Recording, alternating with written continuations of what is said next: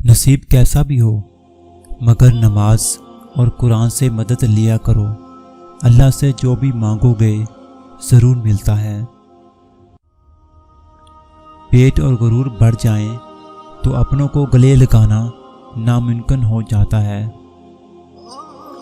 जब सारे दरवाजे बंद हो जाते हैं फिर अल्लाह के फजल का दरवाज़ा खुलता है जो कभी बंद नहीं होता। वो अल्लाह ही तो है जो दिल की खामोशी को भी समझ लेता है। ज़्यादा सोचना इंसान को ख़त्म कर देता है।